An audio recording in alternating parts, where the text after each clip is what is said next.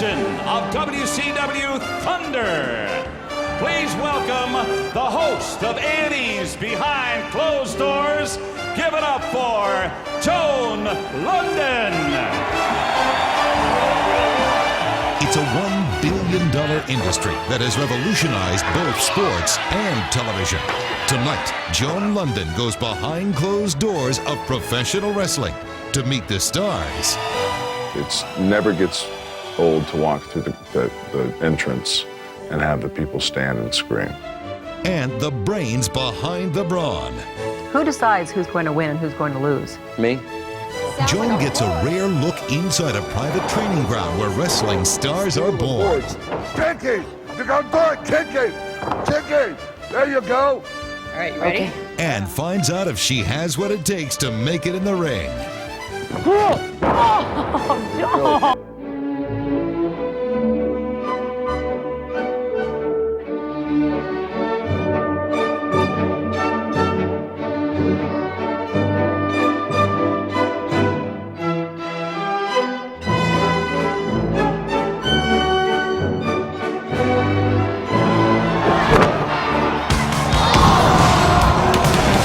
Part sport, part soap opera, part sideshow. Professional wrestling has become a cultural spectacle unrivaled in modern times. In the U.S. alone, 35 million viewers tune in to watch the larger-than-life characters as they battle it out each week. Tonight, we go behind closed doors and into the ring to meet the next generation of superstars in this sports entertainment phenomenon known as professional wrestling. Wrestling and television have been intertwined for almost half a century now. In fact, in the early 1950s, wrestling stars like Gorgeous George helped put TV on the map. There were heroes and villains, and each match was a miniature passion play between good and evil. The sport declined in the 60s, but it came roaring back in the 70s and 80s, propelled by the new medium of cable TV and with the new rock and roll style showmanship. Today, there are two intensely rival promoting groups, the WCW, or World Championship Wrestling, and the WWF, the World Wrestling Federation. The pie they fight over is enormous, hundreds of millions of dollars in gate revenues, television contracts, and the mass merchandising of stars. For those wrestlers who make it to the top, the payoff is huge. There's appearance fees, endorsements, product licensing, sometimes even movies or CDs on top of their wrestling contracts. Athletes like Hulk Hogan, The Rock, and Goldberg make millions of dollars. That's right, millions. What's the best part of your job? Every 2 weeks when I get paid. One of those who's reached the wrestling stratosphere is Kevin Nash, aka the Big Sexy. At 7 feet 1 inch and 325 pounds, this former college basketball player with the Samson locks is one of the WCW's biggest names. In an exclusive interview behind closed doors at WCW headquarters, Kevin told me that even after 10 years in the ring, he still relishes his starring role. I still like the crowd. I'd have to say that. You know, it still is. It's never gets old to walk through the entrance and have the people stand and scream. That doesn't get old. But when you go into the ring, do you just have to jack it up a whole lot of notches? You know, I don't. To me, it's like I'm acting. So I mean, I can roll out of a bed and go in there and do it. My sole thing when I go out is I want to make sure I'm having fun.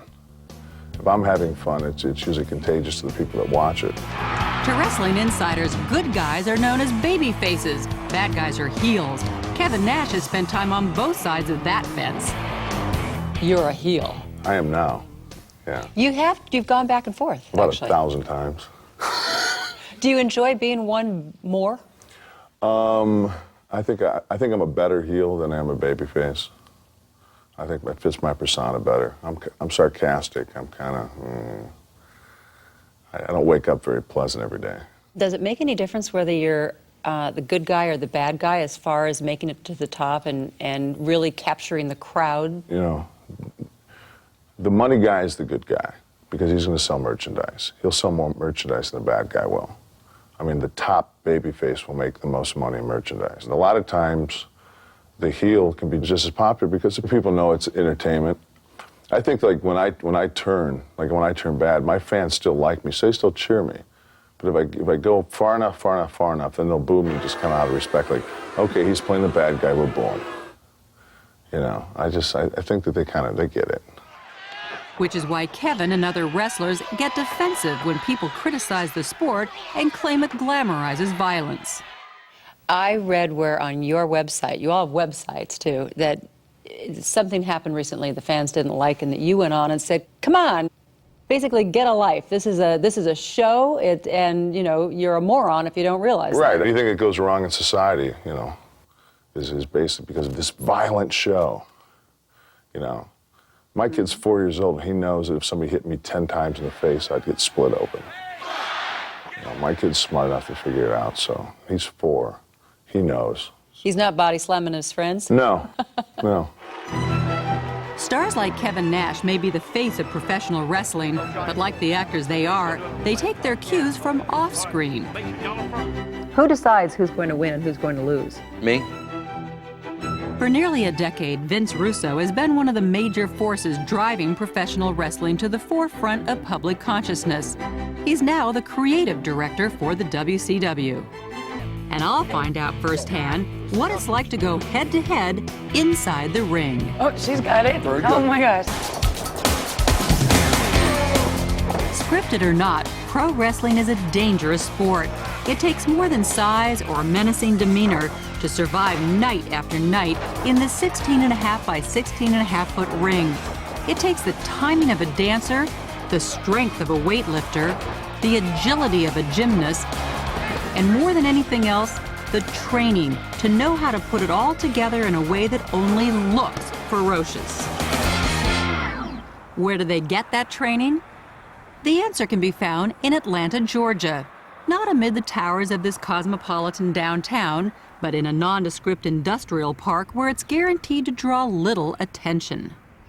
Inside this building is the WCW power plant, the Harvard of pro wrestling schools.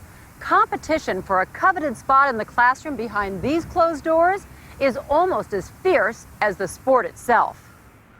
I was one of the few outsiders ever allowed access to this restricted and very elite school, and it was an eye-opener.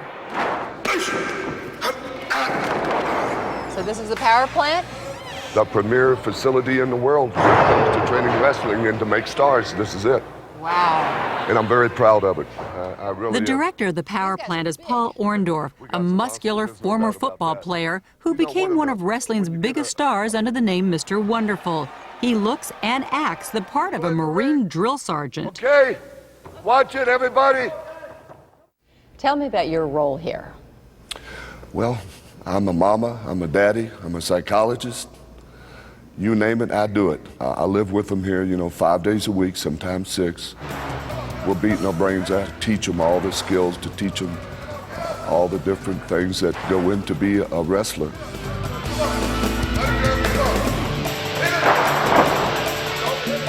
Every year, hundreds of wrestling hopefuls apply here. Most send in videotapes to catch Orndorff's eye. 6 foot, 300 pounds. Yeah, I got the strength. Yeah, I got the body, the athleticism. Everybody knows you gotta be an actor to be a professional wrestler. Let's see my man right here. He's a nut. He'll make it in this business. Out of hundreds who write in, only a few are invited to audition. First, you have to do this audition, which has got to be so intimidating. Yeah. And I'm also told very grueling. Yes. When we get these kids in here, that know nothing, and we put them through hell camp. I mean, it's And the no purpose? fun to see if they got the heart. Most people that get tired and don't feel like doing nothing, what do? They Give either up. quit, they give up, or then you get the other kids, some kids that I got, there's no give up in them.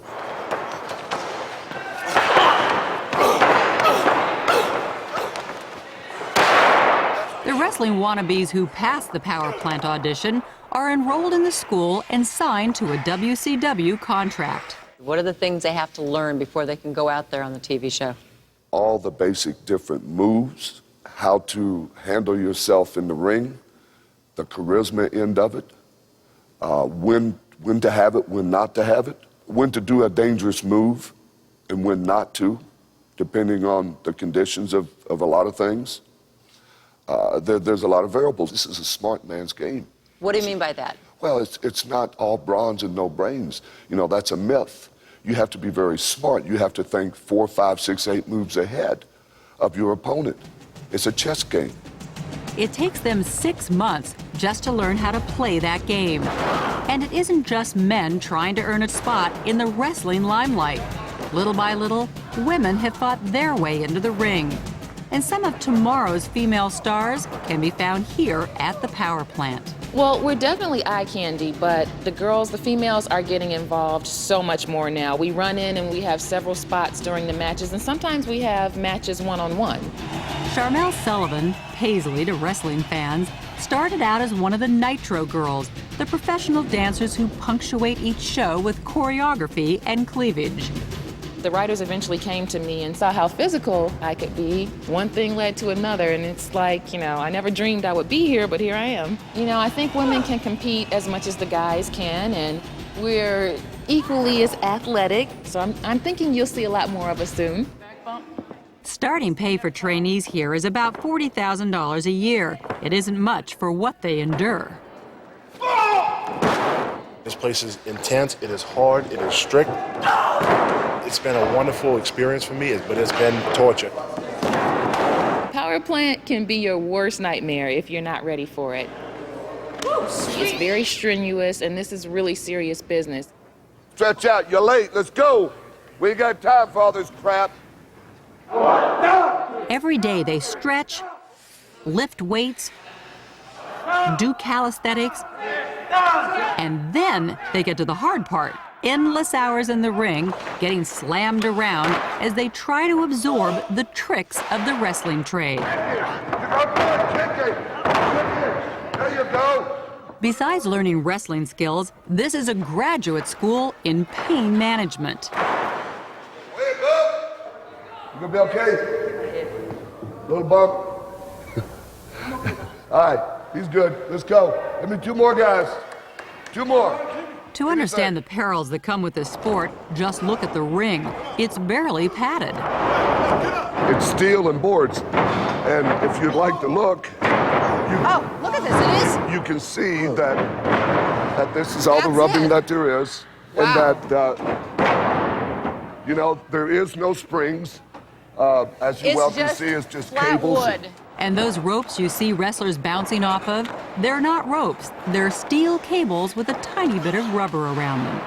A lot of us, when we first started just running into the ropes, got cherries, you know, just open wounds. We would literally tear our flesh from our bodies. The women are trained by Medusa, a colorful veteran of 15 years on the pro wrestling circuit. Put your head in. Just gonna hit it. You gotta be strong. Okay? Vice versa. Medusa came to the sport at a time when women wrestlers were an oddity. But she was so enthralled with it, she gave up a career as a nurse to take a flyer in the ring. So you went from helping people to hurting people. Yeah, I used to mend bones, now I break them, yeah, that's right. But you are a woman in a very, very male world. How's that been? I've had to overcome a lot of adversities in this business, being a woman in the sport. They look at you like we're just trophy pieces. We're just accents to the show. Eye candy, I Eye heard that candy. word. Yes, eye candy. Well, things have changed. We're here, we make statements, we dress things up as well as the guys. I mean, we can kick some butt.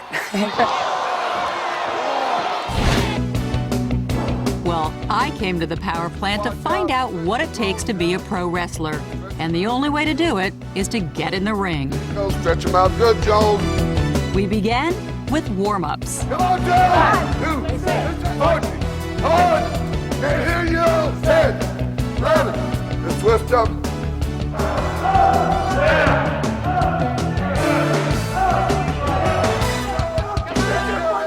Then came my first lesson, learning how to fall, the most important rule of ring safety.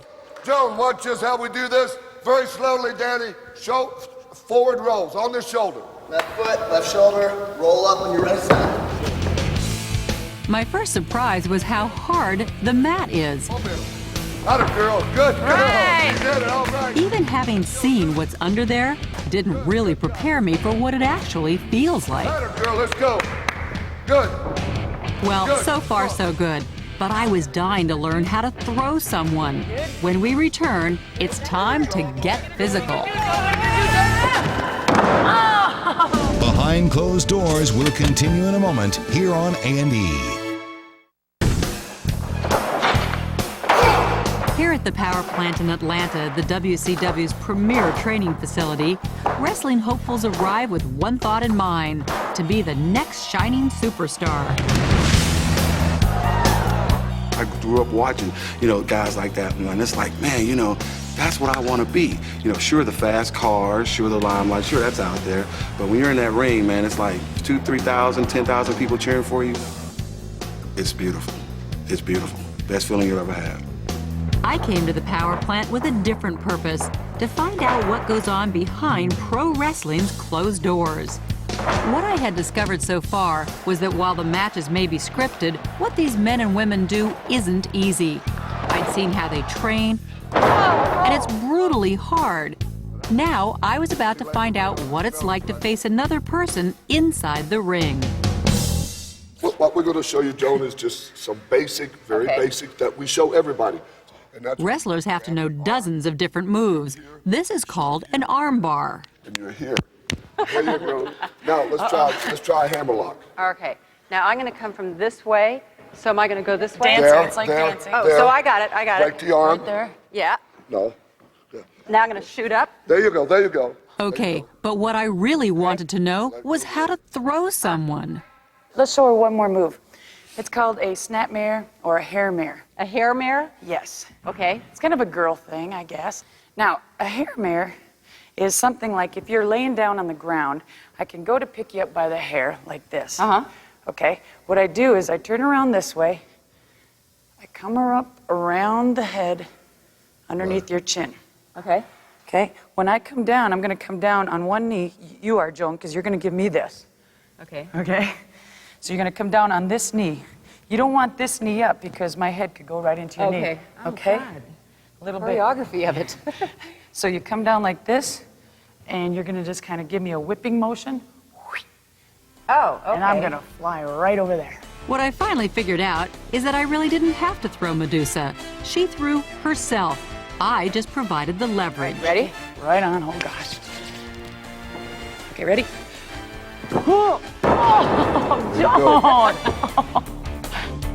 Pretty soon, Medusa and I had the glimmer of a routine going. Don't mess with me. Okay, ready? Ready. Here you go. When it seemed like I was ready, Paul set up a match. Okay, girls, you get in that corner over there, Joan. Medusa, you get over there. Hey, guys, let's come here a minute. Come here. Okay, Joan Lunden in this corner. Medusa in this corner. Come on, Joan. Are you ready, ladies? Let's get it on. Let's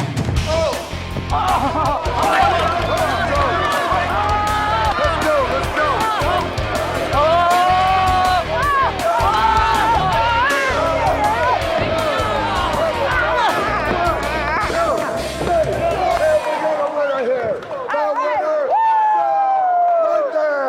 right. Well, it's one thing to do it at the power plant, but what would it be like to do it in front of thousands of screaming fans? I wanted to find out. So Medusa and I began rehearsing a bit that we could do at one of WCW's live shows. Pro wrestlers. I'm Joan Lunden. Joan Lunden? This is our training facility. Best you get out of the ring before you get hurt, huh? I don't think so. Oh, no. Oh. Good evening and welcome as once again we go behind closed doors. Stay down. I'm Joan Lunden. Well, Joan Lunden, you're here at our training facility. You better best get out of the ring before you get hurt, hon. I don't think so. Best you get out of the ring before you get hurt, hon. I don't think so. I don't think so. Oh, you. I don't think so. Come on. When we finally had our routine down, we hit the road to the WCW's next televised live event in Wilkes-Barre, Pennsylvania. These are huge productions with multiple cameras, lighting, music, merchandise vendors, and the biggest pyrotechnics show outside of the 4th of July. World Championship Wrestling! Once the show got started, the arena was a frenzy of light and sound, filled with 8,000 fans who paid an average of $25 to see their favorite stars. I couldn't help but feel a huge adrenaline rush as Alan Sharp, the WCW PR director, led me toward the behind-the-scenes staging area. Now this is called the Go Tunnel? The Go Spot. This is the Go Spot right here. This is where they go out into the ring. This is it. They're going to get their cues right here when to take off. And there it is, right there. We walk in. That's the stage. Yeah. While we watched the action in the ring on a little monitor, I kept rehearsing in my mind. Could I really pull this off in front of all these people? All right, ladies and gentlemen, for this special edition of WCW Thunder, please welcome the host of Annie's Behind Closed Doors. Give it up for Joan Lunden. Wait a minute! Wait a minute! Wait 1 minute, Joni Lunden. Journalists like you give pro wrestling a bad name. You know, I love what I do. You know what? This is serious business.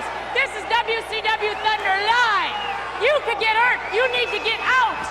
Out. You know, Medusa, What? I can take care You of can. myself.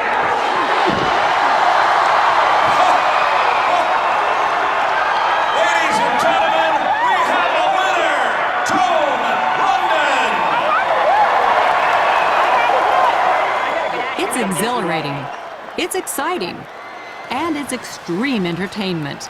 It's pro wrestling behind closed doors.